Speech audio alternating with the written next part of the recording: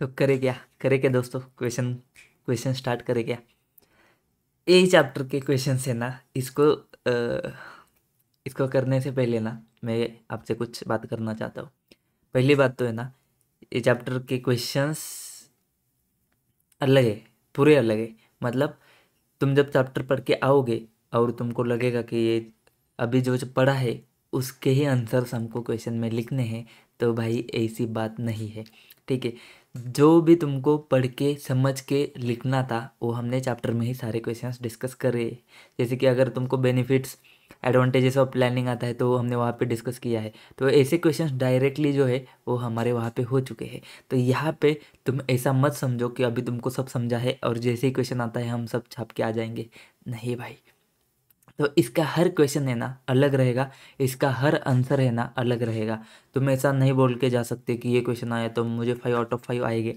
इस चैप्टर के क्वेश्चन में शायद आपको नहीं आएंगे और आपने एक्सपेक्ट भी नहीं करना है। ना ही 5, ना ही 4, ना ही 3।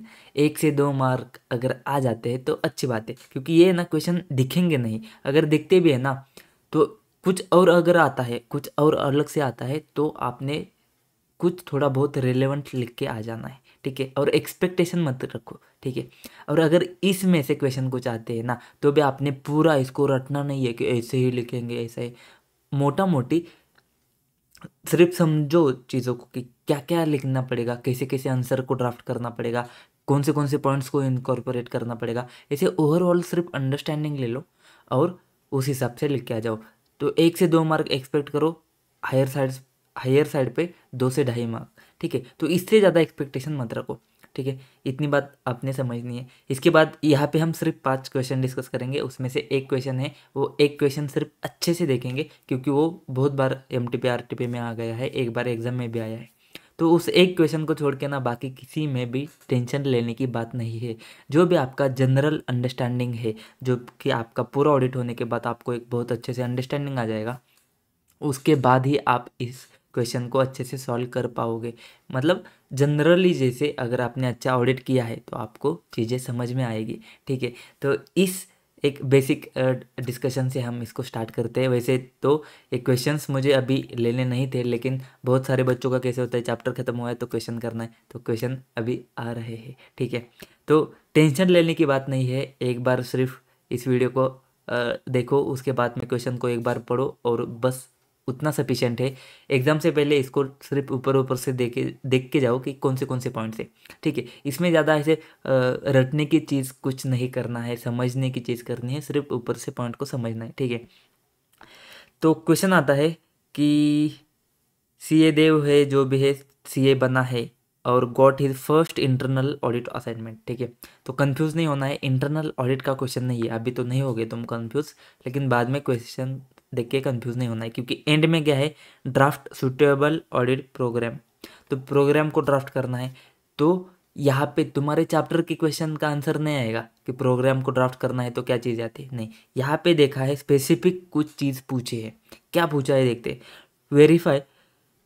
सीए देव ने क्या करना है, to verify whether there are adequate records for identification and value of plant and machinery, tools and dies, and whether any of these items have become obsolete and not in use। चीज़ क्या है, एक बात आती है, तुमको क्या verify करना है, whether there are adequate records for identification and value of plant and machinery. Plant and machinery की बात करते हैं, टूल्स एंड डाइज की बात करते हैं, and whether any of these items have become obsolete and not in use. तो उसके लिए तुमको क्या करना है, draft suitable audit programme for the above. Simple सी चीज़ है। क्या ये एसेट्स के बारे में बात कर रहे हैं, हमने बोला था प्रोग्राम में क्या होता है, प्रोग्राम में तुम्हारे जो एम्प्लॉय है, जो तुम्हारा एंगेजमेंट टीम है, उनको तुम गाइड करते हो कि इसका ऑडिट कैसे करना है। ठीक है, तो यहाँ पे बात को समझो, एसेट की बात हो रही है, प्लांट एंड मशीनरी की बात हो रही है, तो यहाँ पे तुमने क्या क्या चीज़ों को समझना है। ठीक है, यहाँ पे तुमको ढासू ढासू वर्ड्स तो नहीं समझेंगे, इंटरनल कंट्रोल एस्पेक्ट, इफेक्टिव है, इनइफेक्टिव है, इफिशिएंट है, ये सारी चीज़ें छोड़ दो। मुझे एक बात बताओ, एसेट पता है तुमको, एसेट क्या है, एसेट में कैसे होता है, अकाउंटिंग कैसे होता है, एसेट रिकॉर्ड कैसे होता है। तो सिंपल सी चीज़ है, सिंपल सी चीज़ है, एसेट में एडिशन होता है। एडिशन मतलब क्या, एसेट परचेस होता है। जब एसेट परचेस होता है तो क्या बात है, एसेट में एडिशन हुआ, ठीक है। दूसरी बात क्या है, एक तो एसेट में एडिशन हुआ, दूसरी बात क्या होती है, एसेट में डिलीशन होता है। मतलब एसेट सेल होता है, एसेट सेल होता है तो एसेट से डिलीशन होता है। तो एक बात आती है एडिशन की, दूसरी बात आती है डिलीशन की। एडिशन मतलब क्या, परचेस। अभी डिलीशन के बाद में और एक चीज़ क्या आती है, सेल, स्क्रैप। स्क्रैप अगर होता है, मतलब कभी कभी है ना, सेल नहीं करते हो तुम, स्क्रैप करते हो। एसेट इतना खराब हो जाता है कि उसको तुम सेल नहीं कर पाओगे, उसको सीधा तुम स्क्रैप करते हो, ठीक है। तो यहाँ पे बात को समझो। अगर तुम एसेट परचेस करते हो, अगर बड़ा कंपनी इमेजिन करो, एकाधा डिपार्टमेंट है, एकाधे डिपार्टमेंट में एक एसेट परचेस करना है। मान लो कि स्टेट बैंक ऑफ इंडिया के बहुत सारे ब्रांचेस है, एक ब्रांच में स्टेट बैंक ऑफ इंडिया को एसी खरीदना है। तो अगर एसी खरीदना है तो उसको क्या करना पड़ेगा, उसका कुछ प्रोसेस रहेगा ना। ऐसे नहीं कि गए और एसी खरीद के लेकर आए, उसका प्रोसेस रहेगा। पहले रिक्विजिशन लाओ कि एसेट खरीदना है, फिर वो ऑथराइज होगा, उसके लिए बजट अलोकेट होगा, फिर वो फाइनेंस मैनेजर जाएगा, फिर परचेस वालों के पास जाएगा, परचेस वाले कोटेशन लाएंगे, बहुत सारे केस का कोटेशन आएगा, तो उसमें से एक एसी का कोटेशन अप्रूव होगा और उसके बाद में वो एसी आके बैठ जाएगा तुम्हारे इसमें। तो ये क्या है, ये तुमको एक सिंपल से एक एसेट परचेस करनी है, और परचेस करने के लिए तुमको बहुत सारी चीज़ें फॉलो करनी पड़ती है, ठीक है। तो यहाँ पे क्या है, ऑथराइजेशन देखना पड़ेगा तुमको। तुमको क्या करना पड़ेगा, ये ऑथराइज है क्या, परचेस ऑथराइज है क्या, सेल करना है तो सेम सेल ऑथराइज है क्या, ये चीज़ तुमको देखनी पड़ेगी। तो नॉर्मल तुमको सिंपल चीज़ क्या है, परचेस है, सेल है, तो एडिशन डिलीशन है, और कभी कभी स्क्रैप भी होता है। और इसके साथ क्या होता है, और इसके साथ ना, अगर आप बड़े कंपनीज में कभी गए हो या फिर बैंक में भी गए हो ना, तो वहाँ पे बेंच रहेगा तुमको बैठने के लिए कस्टमर को, या फिर डेस्क रहेगा, चेयर्स रहेंगे, टेबल रहेगा ना, हर चीज़ को एक नंबर दिया जाता है, ठीक है। हर चीज़ को एक नंबर दिया जाता है, उसको एक कोड दिया जाता है। क्यों, क्योंकि आइडेंटिफाई हो जाए कि कौन सा एसेट कौन सा है। तो वो आइडेंटिफिकेशन के लिए उसको क्या दिया जाता है, नंबर दिया जाता है, उसको एक कोड दिया जाता है। और अगर उस बैंक में जाता हूँ और मैं बोलता हूँ कि तुम्हारे पास कितने एसेट है, कौन से एसेट है, तो उनके पास एक रजिस्टर तो होना चाहिए। उनके पास एक रजिस्टर होना चाहिए जिसमें वो सारे एसेट्स, मतलब मैं एज ए कस्टमर नहीं, एज ए ऑडिटर वगैरह रह जाता हूँ, तो ही मुझे वो देंगे ना रजिस्टर कि उनके पास कौन से एसेट है। तो वो एसेट एक पेज पे नोट डाउन किए रहेंगे कि हमारे पास ए एसेट है। उसमें क्या होगा, एसेट कब खरीदा खरीदा एसेट को कब परचेस किया, तो डेट ऑफ परचेस रहेगा। कौन सा एसेट है, तो एसेट के कैटेगरी होते हैं, जैसे प्लांट एंड मशीनरी है, बिल्डिंग है, फर्नीचर है, ऑफिस इक्विपमेंट है, क्या क्या है। तो कैटेगरी वाइज डिवाइड किया रहेगा, एसेट को परचेस कब किया, फिर उसके ऊपर डेप्रिसिएशन कितना लगा, अभी का उसका डब्ल्यू कितना है, ये सारी चीज़ें। उसका वो एक यूनिक नंबर दिया रहेगा उसको, जो हमने कोड की बात करी थी, वो कोड भी उसमें रहेगा। तो ये क्या है, ये फिक्स एसेट का एक रजिस्टर रहेगा ना उनके पास, तो एक रजिस्टर एक रहेगा। तो एक चीज़ आती है। तो फिक्स एसेट रजिस्टर की बात करी हमने, परचेस की बात करी हमने, डिस्पोजल सेल की बात करी हमने, इसके साथ ही और कुछ कुछ चीज़ें होती है। तो ये जो बेसिक सी बातें हैं ना, इसको ही ध्यान रख के अपने आंसर को डिज़ाइन करना है, ठीक है। अब आंसर को डिज़ाइन कैसे करना है, देखो सबसे पहले हम देखेंगे इंटरनल कंट्रोल एस्पेक्ट। ये क्वेश्चन में इंटरनल कंट्रोल क्यों आता है, जब हम इंटरनल कंट्रोल वाला चैप्टर पढ़ेंगे ना, वहाँ पे एक इंपॉर्टेंट पॉइंट होता है सेफ गार्डिंग ऑफ एसेट्स।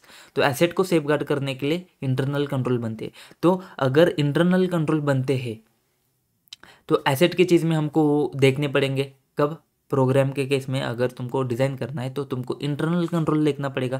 क्योंकि कंट्रोल अगर अच्छे है तो रिस्क है, कंट्रोल अच्छे है तो तुम्हारा क्या, चेकिंग कम होगा, तो तुम उस पर रिलाई कर सकते हो। तो यही चीज़ आती है। तो सबसे पहले देखो, सबसे पहले तुमने क्या देखना है, check whether additions to fix asset register are verified and checked by authorise person. तो जिस रजिस्टर की बात हमने करी थी ना, उसमें जो एडिशन है, उसमें जो एसेट ऐड किया है ना, वो वेरीफाई किया है, अ, उसको वेरीफाई किया है एंड चेक किया है ऑथराइज पर्सन ने, ठीक है। Proper recording of all addition and disposal.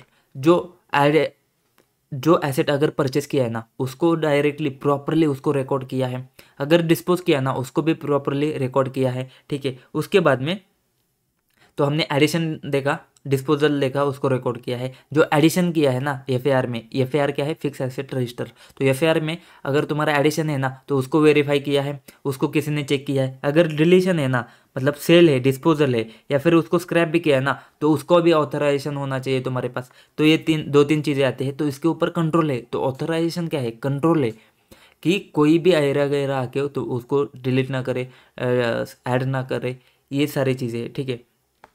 फिर उसके बाद में क्या चीज़ें आती है तुम्हारी, examine procedure for the purchase of new asset, ठीक है। Procedure for purchase of new asset मतलब अगर नया एसेट तुमने खरीदने के लिए तुम जा रहे हो, जैसे कि हमने बात करी थी एसी खरीदना है, तो एसी खरीदने का प्रोसीजर है ना, ऐसे नहीं कि गए और खरीद के लेकर आए, पैसा कहाँ से आएगा। तो पूरा प्रोसीजर है ना, उसको तुम्हें एग्जामिन करना है। तो ये चीज़ें क्या है, यहाँ पे हम कंट्रोल्स देख रहे हैं कि वहाँ पे कंट्रोल्स कैसे हैं। फिर सेपरेट रजिस्टर बनाओ किसके लिए, हायर एसेट या लीज एसेट। तो बड़े बड़े मैन्युफैक्चरिंग कंपनी होते हैं ना, वो क्या करते, एसेट को परचेस नहीं करते, हायरिंग पे लीजिंग पे लेते। तो उसमें क्या होता है, उनका जो मेन एसेट है ना, जब एसेट नया होता है ना तब वो बहुत अच्छे से काम करता है। जो मशीनरी है ना, मशीनरी जब नया होता है बहुत अच्छे से काम करता है। तो जब वो बहुत अच्छे से काम करता है ना, तभी उसका सारा यूज़ करके लेते।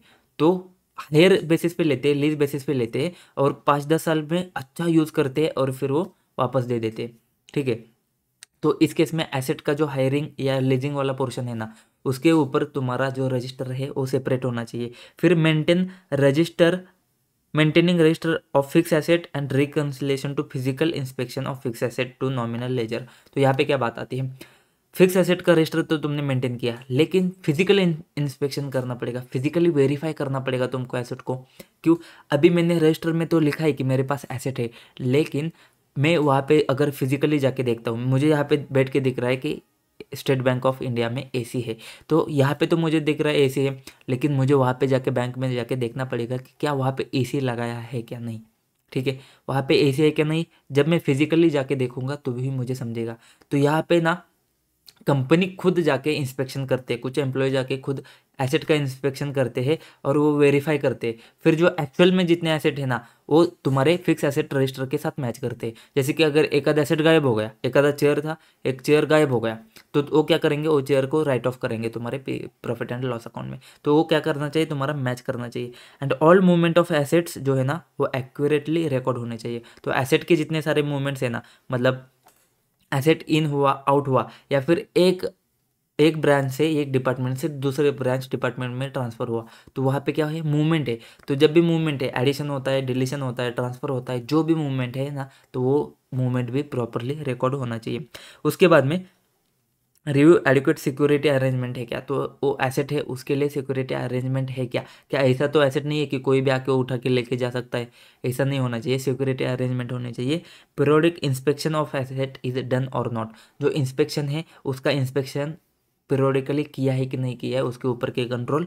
And review of insurance cover requirement over fix asset, क्या उसके लिए इंश्योरेंस कवर का रिक्वायरमेंट क्या है, क्या ये क्या है, ये तुम्हारे इंटरनल कंट्रोल के एस्पेक्ट से। अभी ये चीज़ें तो तुमको देखनी है प्रोग्राम करते समय, और कौन से तुमको स्पेसिफिकली चीज़ें जो है जो देखनी है, तो तुमने प्रोग्राम को डिज़ाइन करना है और अपने एंगेजमेंट टीम को देना है। वो क्या चेक करेगा, वो उसको बोलना है कि एसेट का रजिस्टर चेक कर ले, जो हमने अभी बात करी थी फिक्स एसेट रजिस्टर। तो एसेट का रजिस्टर चेक कर रहे, रजिस्टर चेक कर जिसमें तुमको प्लांट एंड मशीनरी के क्या रिकॉर्ड्स वगैरह समझ में आ जाएंगे, ठीक है। परचेस कब किया है उसका डेट समझ में आएगा, प्राइस समझ में आएगा, कहाँ पे है उसका लोकेशन समझ में आएगा, एंड डिप्रिसिएशन कितना चार्ज किया है वो भी समझ में आएगा। तो ये चीज़ तुमको समझेगी एसेट के रजिस्टर से। फिर cost report and general register to review cost relating to each plant and machinery to verify items which have been capitalise. तो कभी कभी क्या होता है, कभी कभी तुम है ना एसेट को परचेस नहीं करते हो, एसेट को बिल्ड करते हो। जैसे कि अगर तुमको बिल्डिंग बांधनी है तो बिल्डिंग खरीदते नहीं हो ना, बिल्डिंग बांधते हो। तो बिल्डिंग बांधने के लिए तुमको बहुत सारी चीज़ें लगती है, तो हर चीज़ को तुम क्या करोगे, हर चीज़ को तुम पहले उसका कॉस्ट देखोगे और उसको बाद में तुम क्या करोगे, उसको बाद में कैपिटलाइज करोगे, ठीक है। तुम्हारा जो भी बोरोइंग कॉस्ट रहता है उसको कैपिटलाइज करते हो, हर एसेट को कैपिटलाइज करते हो, जो तुम्हारे तुमने वो अकाउंटिंग स्टैंडर्ड में वगैरह पढ़ रहेगा। तो वो एसेट को कैपिटलाइज करते हो तो उसका कॉस्ट रिपोर्ट या जर्नल का रजिस्टर रहेगा, उसको देखो। कोड रजिस्टर रहता है to see each item of plant and plant and machinery has been given distinct code number to facilitate identification and verify maintenance of code register। जैसे हमने बात करी थी कि हर एसेट को तुमको समझना पड़ेगा, अलग अलग एसेट है तो उसके लिए उसको एक कोड नंबर दिया जाएगा। जैसे कि अभी चेयर है या टेबल है, टेबल के लिए क्या दिया जाएगा, फिर उसका ग्रुप कौन सा है, अगर उसका ग्रुप फर्नीचर है तो फर्नीचर, या फिर ऑफिस इक्विपमेंट है तो ऑफिस इक्विपमेंट टेबल जीरो, कौन सा ब्रांच है, एक ब्रांच है पुणे का तो office equipment table branch Pune, उसके बाद उसका नंबर जाएगा कि कितने नंबर का टेबल है, कौन सा टेबल है, तो ऐसे करके उसका क्या एक स्पेसिफिक कोड दिया जाता है, यूनिक कोड, तो वो कोड सिर्फ उसका है, ठीक है। फिर physical verification, to see physical verification has been conducted, तो कंपनी ने कंडक्ट करना है, तुमने देखना है कि उन्होंने कंडक्ट किया है क्या। एक्सक्यूज मी, मूवमेंट रजिस्टर को वेरीफाई करो for movable items, movable equipments, excuse me, and logbook को देखो इन केस ऑफ व्हीकल्स। फिर एसेट डिस्पोजल का रजिस्टर रहेगा तो उसके लिए भी ऑथराइजेशन, सेल्स का मेमो, अदर अप्रोप्रिएट डॉक्यूमेंटेशन, ये भी तुमने देखना है। फिर स्पेयर पार्ट का रजिस्टर रहेगा तो स्पेयर पार्ट का रजिस्टर भी तुमने वेरीफाई करना है। मेंटेनेंस को रिव्यू करना है, तो मेंटेनेंस भी एक बहुत अच्छी चीज़ होती है तुमको वेरीफाई करने के लिए। जैसे है ना, कभी कभी है ना जो ब्लैक का मनी होता है ना, तो कुछ बिजनेसेस ऐसे होते हैं जिसको सिर्फ ब्लैक मनी को वाइट मनी करने के लिए इस्टेब्लिश किया जाता है। तो वो क्या करते हैं, मशीनरी वगैरह खरीदते हैं, एक्चुअल में तो कुछ काम नहीं होता है, एक्चुअल में तो बहुत कम काम होता है, लेकिन वो बुक्स में ना बहुत ज़्यादा दिखाते हैं। तो उस केस में क्या होता है, वो बोलते हैं कि हमारा सेल इतना होता है, हमने इतना प्रोडक्शन किया, ये किया वो किया। लेकिन अगर उतना प्रोडक्शन किया है, अगर उतना उन्होंने सेल किया है, तो उतने यूनिट्स उन्होंने मैन्युफैक्चर किए हैं, तो उस केस में वो जो मशीनरी है ना, वो मशीनरी यूज़ भी हुआ है। अगर यूज़ हुआ है तो वहाँ पे तुमने देखना है क्या उसका मेंटेन किया है, मतलब अगर यूज़ हुआ है तो उसको बीच बीच में ऑयलिंग रहेगा, टूल को चेंज करने पड़ेंगे, उसका मेंटेन करना पड़ेगा, उसका रिपेयरिंग आएगा, कुछ तो चीज़ आएगी, उसका मेंटेनेंस तो आएगा। तो क्या सिर्फ उन्होंने ऐसा दिखाया है कि ये चीज़ हुई है, लेकिन एक्चुअल में मेंटेनेंस आया ही नहीं है। वो बोलते कि हमने इतना मशीन का प्रोडक्शन किया लेकिन मेंटेनेंस ही नहीं है, तो ये गड़बड़ हो सकती है ना। तो मेंटेनेंस भी बहुत काम की चीज़ आती है, ये देखना पड़ेगा। फिर ऑब्सोलेंस देखना पड़ेगा। ऑब्सोलेंस मतलब वो ऑब्सोल्यूट हो गया, मतलब ज़ीरो हो गया एकदम। कभी कभी ना परचेस, कभी कभी ना कैसे होता है, तो तुम्हारे कुछ एसेट्स होते हैं जिसका कुछ कीमत ही नहीं रहता है, ठीक है। जैसे कि अगर फॉर एग्जांपल मैं आपको क्या दे दूँ, जैसे अगर इन्वेंट्री के केस में बहुत ज़्यादा होता है कि एक इन्वेंट्री है ना, जैसे कि तुम्हारा पहले ना वो म्यूज़िक का एयरपॉड या कुछ तो आता था, एयरपॉड नहीं, क्या था वो, तो वो क्या था, एक ऐसा कैसे कैसे बताऊँ मैं तुमको, ठीक है। तो एक क्या आईपॉड आईपॉड या कुछ तो आता था, तो म्यूज़िक था, मतलब एक ऐसा मोबाइल से पहले ना एक ऐसा ये था, इक्विपमेंट था, उसमें कैसा था, म्यूज़िक चलता था।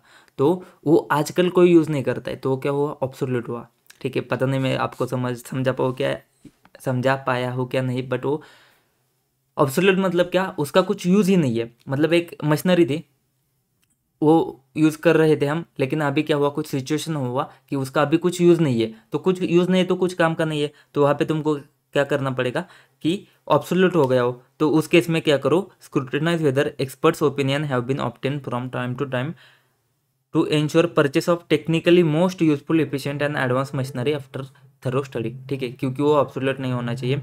And review of research and development activity to a certain extent of relevance and operations of organization maintenance of machinery, ठीक है, ये सारी बातें आती है। तो इसमें मोटा मोटी बात हमने क्या देखी, एक तो इंटरनल कंट्रोल के एस्पेक्ट देखे, और दूसरी बात देखी रजिस्टर वाले। रजिस्टर कौन से थे, एक फिक्स एसेट का रजिस्टर था, कोड का रजिस्टर था, फिर कॉस्ट का रिपोर्ट था, और कौन सा रजिस्टर था, मूवमेंट का रजिस्टर था। तो 3-4 टाइप के रजिस्टर ही हो गए। फिर एसेट के डिस्पोजल का एक रजिस्टर था, फिर स्पेयर पार्ट का रजिस्टर था। देखो 5-6 टाइप के तो रजिस्टर ही हो गए। कौन से एसेट का रजिस्टर हुआ, कोड का रजिस्टर हुआ, मूवमेंट का रजिस्टर हुआ, एसेट के डिस्पोजल का रजिस्टर हुआ, स्पेयर पार्ट का रजिस्टर हुआ। फिर कॉस्ट रिपोर्ट, वो भी जो कैपिटलाइजेशन के लिए हमने देखा था। फिर maintenance, obsolescence, research and development हमने देखा। इंटरनल कंट्रोल में हमने क्या देखा, ऐड करता है, सेल करता है, रिकॉर्ड प्रॉपरली होना चाहिए। उसके बाद में क्या देखा, देखो मैं इतना डिटेल में क्यों बता रहा हूँ, क्योंकि तुमको बाद में ये चीज़ें देखने की ज़रूरत नहीं पड़ेगी। बाई चांस ऐसे ही तुम एग्जाम में जाके बैठ जाओ तो कुछ तो बेसिक तुम्हारे दिमाग में आना चाहिए, ठीक है, ताकि तुम इसको ज़्यादा डिटेल में ना पढ़ सको, इसकी वजह से मैं इसको ज़्यादा डिटेल में बता रहा हूँ, ठीक है। तो कहाँ पे थे हम? हाँ, इंटरनल कंट्रोल में क्या देखना था? Addition deletion. तो एडिशन डिलीशन प्रॉपरली रिकॉर्ड हुआ है, फिर उसके बाद अगर एडिशन होता है तो उसके ऊपर भी ऑथराइजेशन रहेगा, कंट्रोल्स रहेंगे। डिलीशन होता है, डिलीशन में सेल होता है या फिर स्क्रैप होता है, उसके लिए भी ऑथराइजेशन रहेंगे। फिर हमने क्या देखा था? हायर एसेट है, लीज एसेट है, तो उसके लिए सेपरेट से रजिस्टर। फिर हमने देखा था फिक्स एसेट का रजिस्टर एंड उसका फिजिकल इंस्पेक्शन, उसको मैच करो। फिर हमने देखा था क्या? मूवमेंट ऑफ एसेट जो है ना उसको मूवमेंट ऑफ एसेट जो है ना उसको एक्यूरेटली रिकॉर्ड किया है। फिर हमने देखा था एडिक्वेट सिक्योरिटी होनी चाहिए, पीरियोडिक इंस्पेक्शन होनी चाहिए एंड इंश्योरेंस कवर का रिक्वायरमेंट। ये सारी चीज़ें आती है, इसको ऊपर ऊपर से देखो, और जितनी चीज़ें तुमको अभी समझते ध्यान में आती है ना उसको एक बार ऐसे आँख बंद करके सोचो क्या क्या चीज़ें आ सकती है, कितनी मैच होती है। अगर 50% भी मैच होती है ना तो बहुत बहुत बढ़िया है, ठीक है। तो ये चीज़ें हमने देखी, उसके बाद में हम जाते हैं, देखो यही क्वेश्चन है। कौन सा क्वेश्चन है? मूवी थिएटर कॉम्प्लेक्स का यही क्वेश्चन है जो इम्पोर्टेंट बनता है, क्योंकि ये आया बहुत बार है। एक मई 18 के आरटीपी में आया है, तो इसके बाद नवंबर 19 के एग्ज़ाम में आया है, फिर एमटी में 22, एमटीपी में 21, 22, ठीक है। तो ये आया है बहुत बार, तो आया तो ये आ सकता है, नहीं तो फिर इतने चांसेस कम है इस चैप्टर के क्वेश्चन में से क्वेश्चन आने के। तो ये क्वेश्चन क्या है देखो, एक है मूवी थिएटर कॉम्प्लेक्स, ठीक है, कहाँ पे है? दिल्ली में। दिल्ली शहर तो ऐसे बहुत प्यारा है, लेकिन नाम सुनते ही मुझे घुटन हो जाती है, क्या इतना पोल्यूशन उधर हो गया ना। वैसे शहर तो बहुत अच्छा है घूमने के लिए, रहने के लिए पता नहीं, ठीक है। तो दिल्ली में एक मूवी थिएटर कॉम्प्लेक्स है, तो यहाँ पे जितना हाईलाइट किया हुआ पोर्शन है ना उसके ऊपर ध्यान दे दो, ठीक है। Along with sale of tickets, over counter and online booking. तो सेल ऑफ टिकट्स काउंटर पे होते हैं, ऑनलाइन बुकिंग पे होते हैं। The major proportion of income is from cafe, shops and pubs, ठीक है। तो सेल ऑफ टिकट से तो उनको पैसा आता है। सेल ऑफ टिकट दो टाइप के होते हैं, एक काउंटर पे होता है, एक ऑनलाइन पे होता है। उसके साथ में उनको कैफे, शॉप्स एंड पब्स से उनको पैसा आता है, लोकेटेड इन कॉम्प्लेक्स, ठीक है। इन अदर इनकम का जो हेड है ना उसमें उनका क्या है? एडवर्टाइजमेंट है, exhibited within or outside premises such as hoarding, banner, slides, short films. तो ये सारे जो है ना ये क्या है? अगर तुम कॉम्प्लेक्स में जाते हो तो वहाँ पे तुमको बैनर वगैरह दिखता है, वो क्या है? उनका एडवर्टाइजिंग का। तो एडवर्टाइजिंग से भी उनको इनकम आता है। Facility for parking of vehicle, तो पार्किंग से भी उनको पैसा आ जाता है, is also provided in basement of premises. तो अगर मुझे उसका इनकम देखना है, रेवेन्यू देखना है, तो मेरे पास कुछ कुछ चीज़ें उन्होंने ही बता दी। एक तो सेल ऑफ टिकट है, फिर उनके कैफ़े शॉप्स पब्स है, फिर उनका एडवर्टाइजिंग एंड पार्किंग है, चार चीज़ें तो उन्होंने बता दी। फिर वो जो एक्स लाउड जो है ना उन्होंने क्या किया? अपॉइंट किया आपके फर्म को, और आप हेड हो। देखो आप हेड हो ऑडिट टीम का, तो आपको क्या करना है? ऑडिट प्रोग्राम को ड्रॉ करना है initially in respect of revenue and expenditure. तो ऊपर हमने एसेट के बारे में देखा था, यहाँ पे रेवेन्यू एंड एक्सपेंडिचर के बारे में देखना है, ठीक है। तो सबसे पहले बात आती है, देखो जो 4-5 चीज़ें तुमने देखी थी ना वो 4-5 चीज़ें तो तुमको उसी के बेसिस पे आंसर में डालनी है। जैसे कि हमने सेल ऑफ टिकट के बारे में कुछ कुछ बात करी थी, सेल ऑफ टिकट के बारे में हम कुछ कुछ लिखेंगे अभी। फिर हमने बात करी थी कि income from cafe, shops and pub से तुमको इनकम आता है, एडवर्टीजमेंट से तुमको इनकम आता है, पार्किंग के एरिया से तुमको इनकम आता है। देखो 4 पॉइंट तो तुमको इधर ही बन गए, ठीक है। तो आधा क्वेश्चन 50% क्वेश्चन तो तुम्हारा ऐसे ही हो गया। इसके बाद में हम थोड़ा बहुत अपना दिमाग लगा के 3-4 पॉइंट और ऐड करेंगे। जैसे कि सबसे पहले इन्होंने 2 पॉइंट एकदम अलग से ही डाल दिए। बोले एमओए एंड एओए जो आता है ना तुम्हारा, memorandum of association and article of association, उसको देखो। क्यों देखो?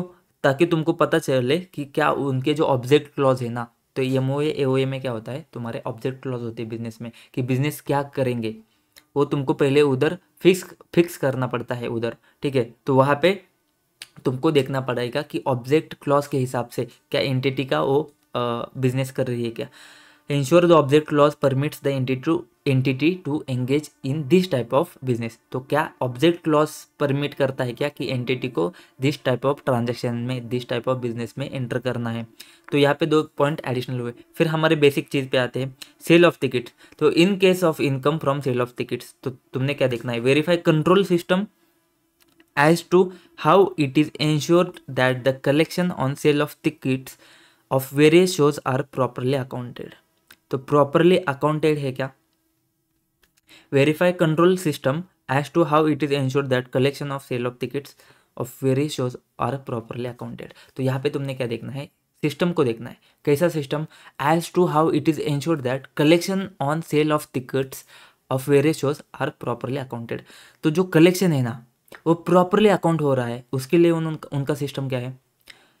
जैसे कि अगर कैश में है ना तो बहुत गड़बड़ है। अगर कैश में तुम्हारा सेल हो रहा है ओवर द काउंटर, तो हो सकता है ना कि वो कैश जो टिकट इशू कर रहा है ना वो बंदा कैश ले ले और फिर वो दिखाए नहीं कि ये सेल हुआ है, एक्चुअल में कैश लेके वो सीधा एंटर करे। तो जो प्रॉपर सिस्टम होना चाहिए, तो कैश भी लेता है ना तो उसको कुछ तो टिकट देना चाहिए। उसको टिकट दिया तो वो टिकट जाके एंट्रेंस पे देगा, तो वो एंट्रेंस पे कलेक्ट करेगा। तो यहाँ पे भी तुमको प्रॉपर सिस्टम देखना पड़ेगा। फिर verify systems of relating to online booking of various shows and system of realisation of money. तो अगर ऑनलाइन बुकिंग का केस है ना तो तुमको क्या देखना है, रियलाइजेशन ऑफ मनी। तो यहाँ पे और बहुत सारी चीज़ें आती है, जैसे कि ऑनलाइन बुकिंग है तो वहाँ पे वो डायरेक्टली वो जो ऑनलाइन बुकिंग वाला ऐप है ना उसको कस्टमर पे करता है या तुमको पे करता है, और उसके लिए तुमको अगेंस्ट में कुछ चार्ज करता है। मतलब वो जो प्लेटफॉर्म है, जैसे बुक माई शो रहेगा, अगर बुक माई शो पे कोई टिकट बुक करता है तो जो पैसा जाता है ना, पेमेंट करता है तो बुक माई शो को जाता है, क्या तुम्हारे थिएटर का आता है, और बुक माई शो को सिर्फ रिलेवेंट पोर्शन जाता है। जैसे कि अगर 100 रुपये का टिकट है तो बुक माई शो उसका फीस चार्ज करेगा 2-3 रुपये। तो क्या 100 रुपये बुक माई शो को जाते हैं और फिर वो तुमको 97 रुपीज़ देता है, या फिर 100 रुपये तुम्हारे पास आते हैं और बुक माई शो को तुम्हारा मूवी थिएटर का कॉम्प्लेक्स जो है ना वो तुमको उनको पैसा देता है। तो इसका भी सिस्टम तुमको देखना पड़ेगा कि रियलाइजेशन ऑफ मनी कैसा है। Check that there is overall system of reconciliation of collection with number of seats available for different shows on a day. तो नंबर ऑफ सीट्स कितने हैं और तुम्हारा जो कलेक्शन कितना हुआ है उसके बीच में तुमको रिकन्सिलेशन के लिए क्या सिस्टम है ये भी तुमको देखना पड़ेगा। तो प्रोग्राम जब तुम डिज़ाइन करोगे ना तो सेल ऑफ टिकट के लिए तुमने क्या किया, एक तो तुमने देखा कि जो कंट्रोल का सिस्टम देखा कि कलेक्शन जो हुआ है तुम्हारा जो प्रॉपरली अकाउंट है क्या नहीं है। फिर तुमने देखा कि ऑनलाइन बुकिंग के केस में रियलाइजेशन ऑफ मनी का सीन क्या है। फिर तुमने देखा जो जितने सीट अवेलेबल है उसके साथ में तुम्हारा कलेक्शन रिकन्सिलेशन किया। फिर हमने बात करी थी कि तुमको कुछ इनकम है किससे, कैफ़े शॉप से, पब से है, तो वहाँ पे भी तुमको देखना पड़ेगा कि इंटरनल कंट्रोल सिस्टम को वेरीफाई करो, उसके इफेक्टिवनेस को वेरीफाई करो। ठीक है, एडवर्टीजमेंट है वहाँ पे भी तुमको सिस्टम ऑफ कंट्रोल को देखना पड़ेगा in relating to income receivable from advertisement, जैसे hoarding, banner, slide, short films. फिर तुमको सिस्टम को देखना पड़ेगा collection of parking areas with respect to vehicle park by customer. तो यही बात है। तो बात क्या है, तुमको सिर्फ सिस्टम को देखना है, कंट्रोल सिस्टम को देखना है किस किस के, सेल ऑफ टिकट्स के, income from cafe shops, pubs, advertisement and parking hubs के। सिर्फ तुमको सिस्टम को देखना है। 1-2 बार पढ़ोगे तो लैंग्वेज भी तुम्हारा उतर जाएगा। ठीक है, तो ये बात आती है। सिर्फ सेल ऑफ इनकम में 2-3 चीज़ें थी। एक तो कैश में आएगा, कैश में आएगा तो तुमको सिस्टम देखना पड़ेगा कि प्रॉपरली अकाउंटेड है। ऑनलाइन आएगा, ऑनलाइन आता है तो रियलाइजेशन कैसे होता है देखना पड़ेगा। एंड सीट्स अवेलेबल है उसको रिकनसाइल करना पड़ेगा। उसके बाद में देखो in case of payment to distributors, तो वहाँ पे तुमको क्या करना पड़ेगा कि राइट पेमेंट दिया है क्या, परसेंटेज ऑफ कलेक्शन और कॉम्बिनेशन ऑफ बोथ। तो इतने तरीके से दिया जा सकता है। Ensure at the time of settlement any payment of advance made to distributor is also adjusted against amount due. तो यहाँ पे बहुत बार क्या होता है, जैसे तुम्हारे कुछ फिल्म है, पुष्पा 2 फिल्म है, तो पुष्पा 2 क्या है, डिस्ट्रीब्यूटर होगा। अगर उससे तुमको शोज तुम्हारे थिएटर में रन करने हैं, पुष्पा 2 तुमको रन करना है, तो वहाँ पे तुमको क्या करना पड़ेगा, तुमको उसको पेमेंट देना पड़ेगा। तो कभी कभी ये पेमेंट किस केस के बेस पे होगा परसेंटेज ऑफ कलेक्शन, जितना तुमको कलेक्शन आता है उसके कुछ परसेंटेज में होगा, या फिर आउटराइट पेमेंट वगैरह कुछ रहेगा, फिक्स पेमेंट कुछ रहेगा, या फिर कलेक्शन के बेसिस पे होगा, या फिर कॉम्बिनेशन ऑफ बिक्स। कॉम्बिनेशन ऑफ बोथ, ये तुम्हारा फिक्स रहेगा। यहाँ पे अगर आपने कुछ एडवांस पेमेंट किया है तो ये भी तुमको देखना पड़ेगा।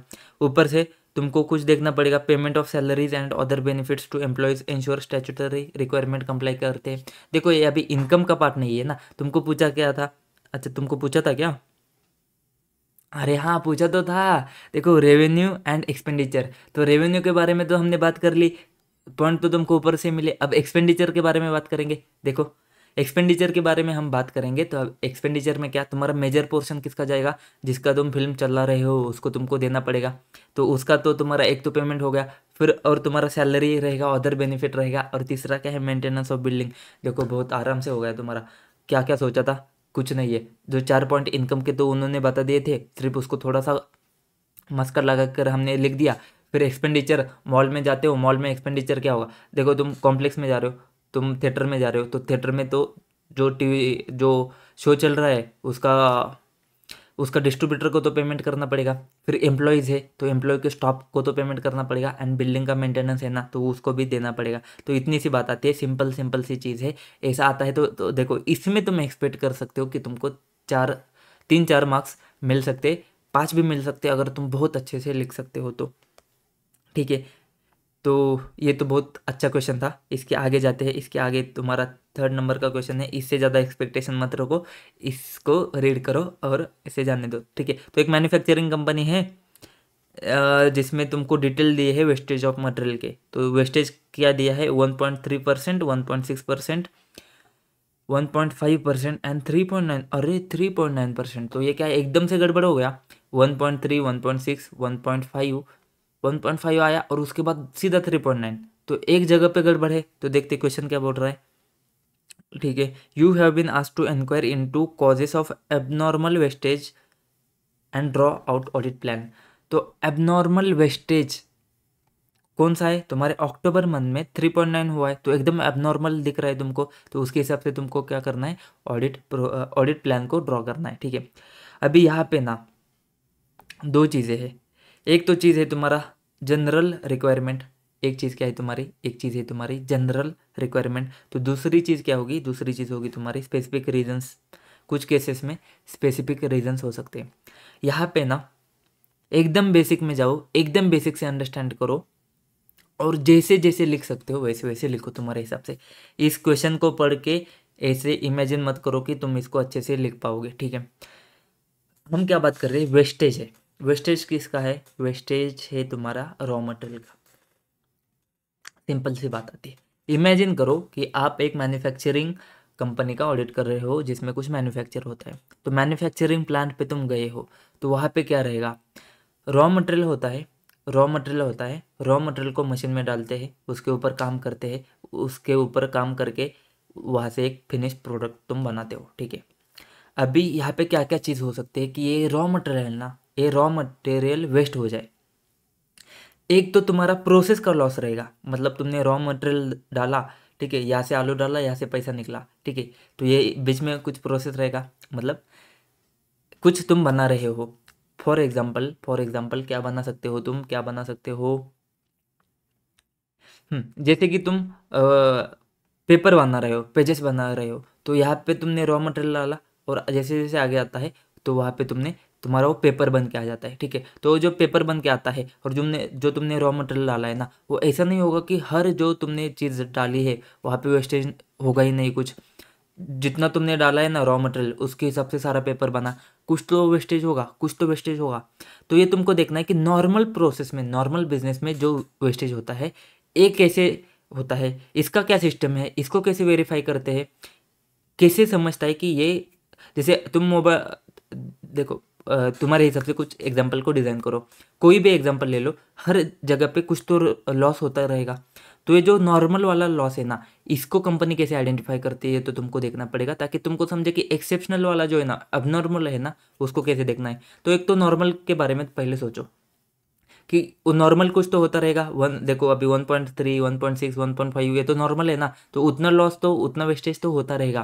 तो तुमको सबसे पहले उसको देखना है कि ये कैसे तुम डिसाइड करते हो कि नॉर्मल वेस्टेज कैसे होता है, ये तुमको समझना पड़ेगा, इसका सिस्टम समझना पड़ेगा। ठीक है, उसके बाद में और कुछ कुछ चीज़ें आती है,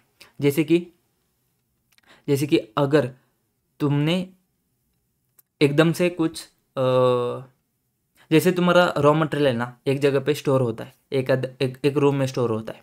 अगर वो रूम ही खराब हो गया, अगर उस रूम में फायर लगा, उस रूम में ही कुछ गड़बड़ हो गई, उस रूम में कीड़े मकोड़े लग गए जिससे तुम्हारा रॉ मटेरियल खराब हो जाता है, तो वो जो बैच है ना वो तो खराब हो गया। तो उस वजह से हो सकता है कि नॉर्मल वेस्टेज आ जाए, चांसेस तो है। या फिर आपने जो परचेस किया था ना, जो परचेस किया था, एक लॉट परचेस किया था, वो पूरा लॉट ही खराब आ गया।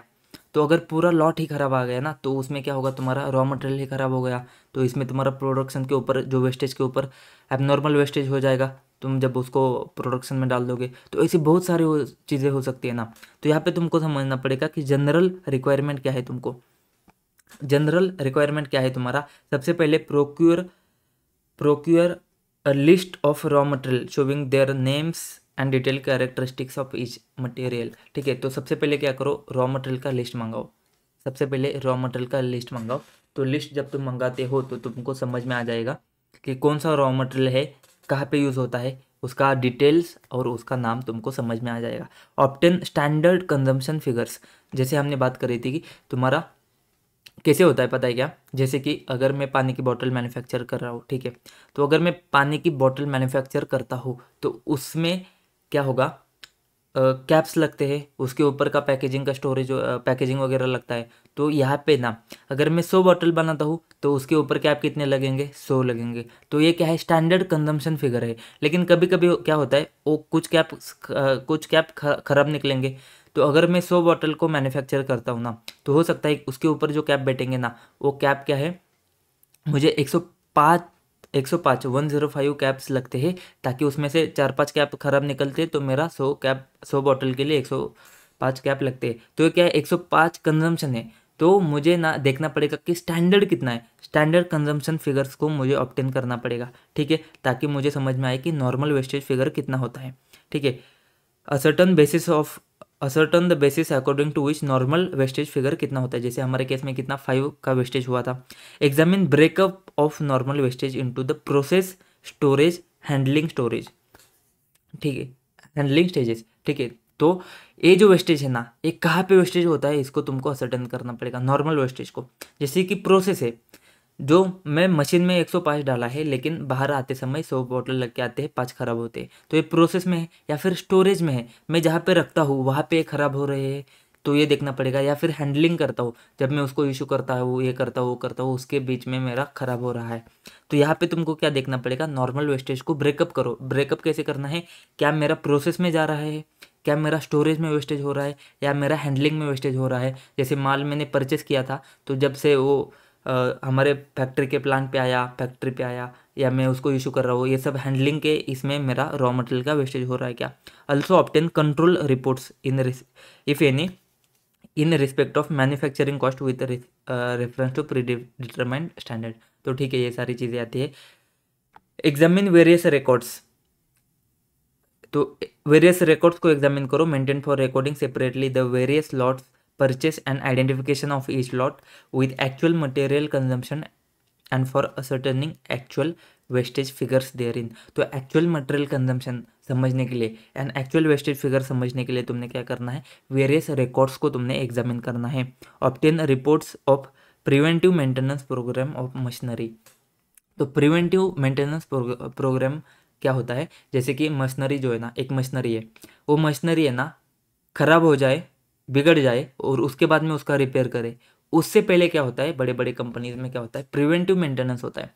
मतलब वो खराब होने से पहले ना तुम्हारा रेगुलर मेंटेनेंस होता है, कि चेक करे कि क्या। तो कैसे होता है, अगर 1 महीना है, 1 महीने में 1 दिन या हफ्ते में 1 दिन, डिपेंड करता है, हफ्ते में 1 दिन, महीने में 1 दिन, 2 हफ्ते में 1 दिन दिया जाएगा, वो मशीनरी काम बंद रहेगा, और मशीनरी को वेरीफाई किया जाएगा कि क्यों, ताकि तुम्हारे आगे का 1 हफ्ते का काम रुके नहीं। तो ये क्या है, प्रिवेंटिव मेंटेनेंस प्रोग्राम रहता है। तो इसमें क्या होता है, to ensure quality of goods manufacture is not substandard nature और leads to high scrapage work. तो इससे क्या होता है, तुम अगर मशीन को अच्छे से चेक करोगे, बार बार टाइम पे चेक करोगे, तो यहाँ से क्या होगा, तुम्हारा वेस्टेज का एक कम होगा, या फिर तुम्हारा जो आउटपुट का फाइनल जो प्रोडक्ट बनेगा उसका क्वालिटी अच्छा रहेगा, तो वेस्टेज का चांसेस कम होता है। तो ये भी तुमने रिपोर्ट्स ऑब्टेन करने की of preventive maintenance programme of machinery. फिर assess whether personnel employed are properly trained, जो लोगों को एम्प्लॉय किया है क्या उनको प्रॉपरली ट्रेनिंग मिली है, क्या वो इफिशिएंटली वर्क करते हैं क्या। See whether quality control techniques have been consistent, देखो क्वालिटी कंट्रोल टेक्निक कंसिस्टेंट है क्या। देखो ये वाले पॉइंट तो तुमको याद नहीं आएंगे, ये वाले पॉइंट तो तुमको ऐसे एग्जाम में याद नहीं आएंगे, तो जितने याद आते हैं उतने रखो। Examine inventory plans, examine inventory plans and procedures in report of transportation storage efficiency deterioration and pilferage. तो इसमें क्या होता है, देखो डिटोरिएशन होता है मतलब इन्वेंट्री पड़े पड़े खराब हो गया। क्या है पिलफरेज, पिलफरेज क्या होता है, चिंदी चोरी होती है, छोटी छोटी इन्वेंट्री गायब हो रही है, चिंदी चोरी हो रही है। तो inventory plans and procedures in report of transportation storage efficiency, transportation के टाइम पे ख़राब हो रहा है, रॉ मटेरियल पड़े पड़े ख़राब हो रहा है, छोटी चिंदी चोरी हो रही है, तो ये सारी चीज़ें आती है। Examine whether basis adopted for calculation, हाँ ये अच्छा है। तो basis adopted for calculating wastage for September is same as adopted for other 3 months, मतलब हमने यहाँ पे देखा था कि सितंबर जुलाई अगस्त अक्टूबर, यहाँ पे क्या है तुमको देखना पड़ेगा कि ये जो बेसिस किया है ना वो सबको कांस्टेंट है। जिस बेसिस पे तुम देख रहे हो कि 1.3 आया, 1.6 आया, 1.5 आया, 3.9 आया, तो जिस बेसिस पे तुमने वेस्टेज देखा है ना वो सेम है सबके लिए, वो तुमको देखना पड़ेगा, ठीक है। Obtain statement showing breakup of wastage figures in storage handling process and for the 4 months under reference compare the result analysis for each 4 months। तो ये ठीक है, इसके बारे में हमने बात करी थी कि वेस्टेज को स्टोरेज हैंडलिंग एंड प्रोसेस में डिवाइड करो। ये तो जनरल होते हैं, तो इसको तुम हर जगह पे अप्लाई कर सकते हो, लेकिन कुछ स्पेसिफिक है जिसको तुम अभी कंसिडर कर सकते हो, जैसे कि examine laboratory reports and inspection reports to find out if raw material purchase were of poor quality and were of substandard quality. This will be most useful इफ it is possible to identify the wastage out of each lot that has been purchased। अगर तुम हर lot से समझ सकते हो कि इसमें से कितना वेस्टेज हुआ, इस लॉट में से कितना वेस्टेज हुआ, इस लॉट में से कितना वेस्टेज हुआ, अगर इसको तुम आइडेंटिफाई कर सकते हो ना, तो सबसे इफिशिएंट तुम्हारा तरीका क्या है, मोस्ट इफिशिएंट तरीका क्या है तुम्हारा कि तुमको समझेगा, लेबोरेटरी रिपोर्ट्स को एग्जामिन करो, इंस्पेक्शन रिपोर्ट्स को एग्जामिन करो, ताकि तुमको समझेगा कि रॉ मटेरियल जो परचेज किया था ना वो पुअर क्वालिटी का है या फिर सब स्टैंडर्ड क्वालिटी का है। फिर मशीन ब्रेकडाउन, पावर फेलियर हो सकते हैं, जिसमें तुम्हारा क्या हो सकता है, मटेरियल का लॉस हो सकता है जो प्रोसेस में है। जैसे कि तुम जेरोक्स निकलने जाते हो और कभी कभी वो जेरोक्स का पेपर मशीन में अटक जाता है, अगर वो पेपर मशीन में अटक गया तो उसको क्या करना पड़ेगा, उसको वो जो प्रिंट है, वो जेरोक्स है, उसको फिर से देना पड़ेगा। तो वहाँ पे क्या है, ब्रेकडाउन की वजह से, पावर फेलियर की वजह से, ब्रेकडाउन की वजह से क्या हुआ, पेपर खराब हुआ, तो पेपर क्या है तुम्हारा लॉस है ना, तो लॉस है loss of material in process. तो यहाँ पे क्या होगा तुम्हारा, अगर ब्रेकडाउन की वजह से, पावर फेलियर की वजह से जो प्रोसेस में अटका है वो मटेरियल खराब हो सकता है, ठीक है। उसके बाद में high rate of rejection in finish lots, high rate of rejections in finish lots में also be responsible for abnormal wastage, therefore examine the inspector's report in respect of inspection carried out on the completion of each stage of work और process, ठीक है। ये सारी बातें आती है, इस ऐसा इतना डिटेल में जाने की कुछ ज़रूरत नहीं है, ठीक है। It is possible that wastage may have occurred because of particular lot out of which issues were made was lying in the store for long time leading to deterioration in quality। देखो वही बातें आ रही है, अलग अलग तरीके से बस लिख रहे हैं, ठीक है। जैसे कि पर्टिकुलर लॉट में कुछ प्रॉब्लम है, तो वहाँ पे क्या हो सकता है कि वो स्टोर में बहुत देर से पड़ा है, तो इसकी वजह से ख़राब हो गया, क्वालिटी ख़राब हो गई, ये सारी बातें आती है। Abnormal wastage in storage and handling में क्या हो सकता है, mostly right of on account of reconciliation of physical and books. जैसे कि तुमने फिजिकल वेरीफाई करने गए तो तुमको समझा कि ये इन्वेंट्री है ही नहीं, तो वहाँ पे तुमने क्या किया, राइट ऑफ कर दिया, तो राइट ऑफ कर दिया तो बुक्स में सीधा दिख रहा है, तो वहाँ पे एकदम से दिख रहा है, एंट्री तो एक की है ना तुमने, राइट ऑफ कर दिया तो बुक्स में एकदम से दिख रहा है, लेकिन एक्चुअल में वैसा है नहीं एकदम से। तो तुमने जब फिजिकल इन्वेंट्री चेक किया 4 महीने के बाद तुम गए चेक किया और पूरा एक ही महीने में डाल दिया, तो ये हो सकता है right of on account of reconciliation. Accidental theft, fire loss, storage में हो सकता है आग लग गई, एक्सीडेंट हो गया, थेफ्ट हो गया, चिंदी चोरी हो गई, जो भी हो गया उसकी वजह से क्या है तुम्हारा एबनॉर्मल वेस्टेज हो गया। Examine whether any new production line was setup during the month.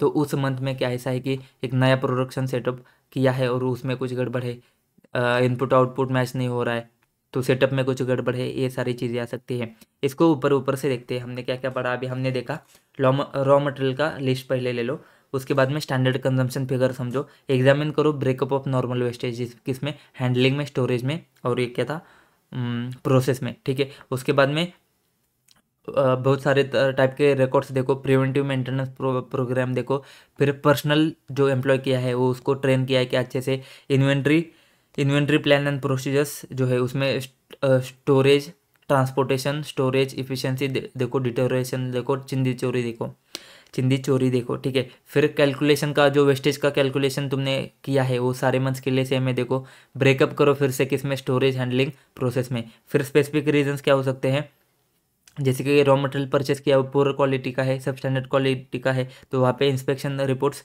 Laboratory reports देखो, मशीन ब्रेकडाउन, पावर फेलियर की वजह से कुछ हो रहा है, जेरोक्स वाला हमारा एग्जांपल था। फिर हाई रेट ऑफ रिजेक्शन, ठीक है वो ठीक है, इंस्पेक्शन रिपोर्ट ठीक है, इतना घुसने की ज़रूरत नहीं है। फिर स्टोर में बहुत देर रहने की वजह से क्या हो रहा है, क्वालिटी ख़राब हो रही है, या फिर हैंडलिंग में और स्टोरेज में ख़राब हो रहा है, जैसे कि राइट ऑफ कर रहा है, जैसे तुमने अचानक से इंस्पेक्शन किया और तुमको समझ में आता है कि यहाँ पे राइट ऑफ है, तो तुमने एक ही एंट्री करी, एक्सीडेंटल थेफ्ट, फायर का कुछ लॉस हो सकता है और नया प्रोडक्शन लाइन हो सकता है। 2 क्वेश्चन बचे हैं, 2 क्वेश्चन बहुत टाइम दे दिया हमने, बहुत ज़्यादा टाइम दे दिया। जब नेक्स्ट टाइम पढ़ो ना सिर्फ हाईलाइटेड वाला पोर्शन पढ़ो और आप फटाफट आगे जाओ। ठीक है, 2 क्वेश्चन बचते हैं, जिसमें से एक है गारमेंट मैन्युफैक्चरिंग कंपनी है, जिसमें तुमने क्या करना है, ऑनलाइन शॉपिंग की कुछ बात कर रही है, auditor what factors would be considered bye you in formulating audit strategy of the company. देखो इसके लिए हमने बात करी थी, इसके लिए हमने क्या बात करी थी, यहाँ पे हमने बात करी थी general factors and specific factors for online shopping. तो यहाँ पे ऑनलाइन शॉपिंग आता है तो एक कंपनी दिया है, तो वो कंपनी के लिए स्पेसिफिक फैक्टर आएंगे, जनरल हमने डिस्कस करे थे, लेकिन देखो यहाँ पे तुम देखोगे तो यहाँ पे मैच ही नहीं हो रहे जो हमने डिस्कस करे थे। तो कभी कभी होता है छोटा छोटा ऐसा गड़बड़ हो जाता है कि ये क्या करते, जनरल भी देखते हैं ना तो भी थोड़ा अलग तरीके से मेंटेन कर। और ये जो क्वेश्चन है ना ये May 15 में आया था, तो अगर अभी आता है ना तो जो हमने देखे थे वो पॉइंट्स तुमने लिखने हैं। ठीक है, यहाँ पे इतना डिटेल में घुसो मत। तो ये May 15 का क्वेश्चन है तो थोड़ा इरेलेवेंट हो जाता है, लेकिन पॉइंट तो सेम है। तो जनरल फैक्टर्स तो तुमको पता है, वो बुक में से लिख लो, अनस्पेसिफिक फैक्टर है ना ये भी मैंने बताए थे। ठीक है, तो जनरल क्या थे, हमने बोला था कैरेक्टरिस्टिक्स ऑफ एंगेजमेंट। तो यहाँ पे क्या है, एंगेजमेंट के ऑब्जेक्टिव्स वाला पॉइंट आ जाता है। फिर उसके बाद हमने क्या बात करी थी, उसके बाद देखो चार कितने पॉइंट थे, 5 पॉइंट थे। तो पहले तो हमने क्या देखा, कैरेक्टरिस्टिक्स ऑफ एंगेजमेंट। फिर हमने क्या देखा, देखो एक एक पॉइंट तो एक पॉइंट क्या था तुम्हारा, तुम्हारा एंगेजमेंट टीम है तो उसके एफर्ट्स कहा जाएंगे, एंगेजमेंट टीम के एफर्ट्स कहा जाएंगे। उसके बाद में एक और एक क्या था, दूसरा वाला पॉइंट क्या था, दूसरा वाला रह गया ना, रिपोर्टिंग के ऑब्जेक्टिव क्या थे, रिपोर्टिंग के ऑब्जेक्टिव जिसमें हमने रिपोर्टिंग ऑब्जेक्टिव, कम्युनिकेशन, टाइमिंग वो देखा था। तीसरा वाला तो एंगेजमेंट टीम के एफर्ट्स हो गए। उसके बाद में और एक चीज़ क्या थी, उसके बाद में क्या था तुम्हारा पिया, कंसिडरिंग रिजल्ट ऑफ पिया, तुम्हारा अदर इसके ऊपर, अदर एंगेजमेंट के ऊपर तुम्हारा जो एक्सपीरियंस है उसको भी तुमने कंसिडर करना है। एंड आखिरी में क्या था, nature, timing and extent of resources.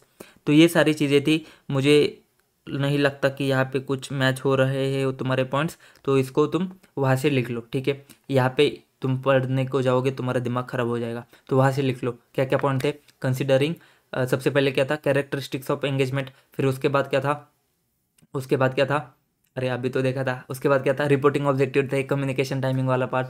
फिर एंगेजमेंट टीम के एफर्ट्स थे। उसके बाद में और क्या था, पिया, कंसिडरिंग रिजल्ट ऑफ पिया and nature, timing and extent of procedures. उसके बाद में स्पेसिफिक फैक्टर, तो ये तुम्हारे यहाँ से मैच हो जाएंगे। क्या है, क्लासेस ऑफ ट्रांजेक्शन के बारे में हमने बात करी थी कि कौन से क्लास ऑफ ट्रांजेक्शन सिग्निफिकेंट है वो तुमको देखना है, जैसे कि परचेस के है, सेल के है, इन्वेस्टिंग के है, जो जो भी है ना क्लासेस ऑफ ट्रांजेक्शन है, वो टाइप ऑफ ट्रांजेक्शन कौन से सिग्निफिकेंट है वो तुमको देखना है। देखो significant to financial statement.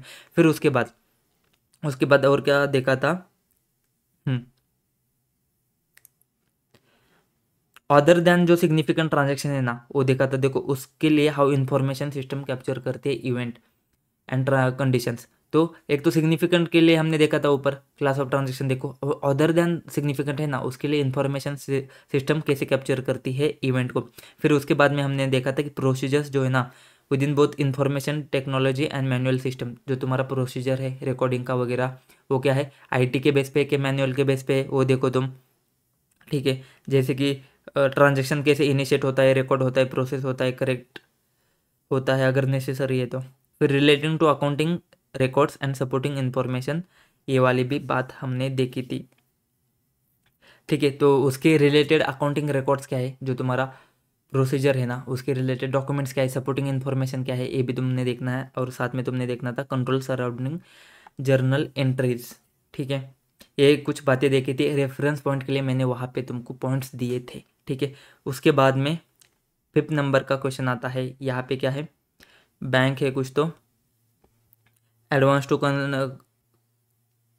To customer को एडवांस देती है based on stock and receivable. ठीक है, it appoints you to conduct periodical review of status of stock and receivable of borrower, please draft suitable program for verification। Verification के लिए तुमको क्या करना है, प्रोग्राम को ड्राफ्ट करना है। तो ये भी मे 14 का क्वेश्चन है। तो यहाँ पे बात को समझो। वेरिफिकेशन एक तो हम देखेंगे स्टॉक के लिए, दूसरा हम देखेंगे रिसीवेबल के लिए। ठीक है, तो स्टॉक के लिए क्या देखना है, सिंपल सी बात है ना। स्टॉक के लिए क्या देखोगे, जाओगे फिजिकली वेरीफाई करोगे तो ऑब्जर्व फिजिकल इन्वेंट्री। ठीक है, देख लिया। फिर क्या देखना है, scrap obsolete damage goods and sold inventory are adequately identified and segregated. तो इन सबको स्क्रैप को ऑब्सोल्यूट हुआ इन्वेंट्री, डैमेज हुआ है गुड्स, इन्वेंट्री सेल किया है, इसको क्या किया है एडिक्वेटली आइडेंटिफाई किया है एंड सेग्रीगेट किया है। Examine issues transactions and supporting documentation for periodic before balance sheet date and determine that goods issued before balance sheet date have been excluded from raw material inventory। तो ये कुछ points है। Test the costing of detail priced inventory list and inspect authentication of all documents. देखो इसको तुम रटने जाओगे, रटोगे नहीं। अभी तुमको लग रहा है कि नहीं इसको अच्छे से पढ़ोगे, इसको अच्छे से समझेंगे। मैं बोलता हूँ ज़रूरत नहीं है। ठीक है, क्यों ज़रूरत नहीं है, एक तो देखो ये स्टॉक जब आएगा ये तो तुमको चीज़ें याद नहीं रहने वाली है, नहीं रहने वाली है। ठीक है, और उसके बाद में जब बहुत सारा ऑडिट पढ़ोगे ना तो तुम इसके ऊपर ध्यान नहीं दोगे। तुमको क्या समझना है, जा भाई तू ऑडिटर बना है ना भाई अभी, तो तेरे को पता है ना स्टॉक कैसे चेक करते हैं, स्टॉक में क्या वेरीफाई करना है, तुझे पता है ना डेटर के लिए क्या देखना है। जैसे कि डेटर के लिए क्या होता है, कंपेरेटिव समरी होता है, बैड डेट्स का प्रोविज़न देखोगे तुम। फिर सेल कितना हुआ है, सेल के बेसिस पे तो डेटर आते हैं ना, तो सेल कितना मेमोरेंडा देखोगे, मेमोरेंडा मेमोरेंडम। एजिंग एनालिसिस करोगे, लिटिगेशन एंड डिस्प्यूट देखोगे, एस्टिमेट करोगे कलेक्टेबिलिटी को। तो तुमको एक जनरल चीज़ें पता होती है। अगर मैं डेटर्स के बारे में, रिसीवेबल के बारे में देखूंगा तो मुझे पता है कि एजिंग देखना है मुझे, प्रोविजन क्या रहेगा बैड डेट्स का। तो ये 2-3 चीज़ें तो तुमको समझेगी। कंपेरेटिव समरी देखूंगा कि लास्ट मंथ में कितने थे, इस मंथ में कितने हैं। स्टॉक में भी सेम सेम चीज़ें मैं वर्कआउट करूंगा। सबसे पहले फिजिकली जाके चेक करूंगा। फिर मैं क्या देखूंगा, इन्वेंट्री में एजिंग, इन्वेंट्री का भी एजिंग होता है, उसका भी एजिंग में देख सकता हूँ। इन्वेंट्री में स्क्रैप होता है, अब्सोल्यूट होता है, सोल्ड इन्वेंट्री देखूंगा, डैमेज गुड्स देखूंगा, ये चीज़ें देखूंगा। और जितने भी तुमको मिलते हैं मूवमेंट ऑफ इन्वेंट्री देखूंगा, असेंबली पे कितना है, इस पे कितना पड़ा है, इस पे कितना पड़ा है। ये तो जनरल बातें है ना, ये तो तुमको एक्चुअल ऑडिट करके समझ में आती है। तो यहाँ पे तुमको सिर्फ देखना है कि प्रोग्राम करते समय तुमने उस स्पेसिफिक चीज़ के लिए क्या क्या चीज़ें डिज़ाइन करनी है। तो ऐसी बहुत सारी बातें आती है। तो ये 5 क्वेश्चन हमने देखे। बहुत टाइम दिया मेरे हिसाब से ना, इसको टाइम इतना नहीं देना है। लेकिन टाइम ज़्यादा क्यों दिया है, क्योंकि इसको अभी पढ़ोगे ना तो मैं बोलता हूँ इसको छोड़ दो, इसको देखो ही मत। सीधा है ना, तुम जब भी एकदम लास्ट वाला रिवीजन वगैरह करोगे ना तो एकदम ऊपर ऊपर से देखो, हाईलाइटेड वाला पोर्शन देखो और छोड़ दो, इसमें घुसने की बात नहीं है। ठीक है, ठीक है, am I clear, am I clear. ठीक है, तो मिलते हैं नेक्स्ट वीडियो में, तब तक के लिए जय हिंद।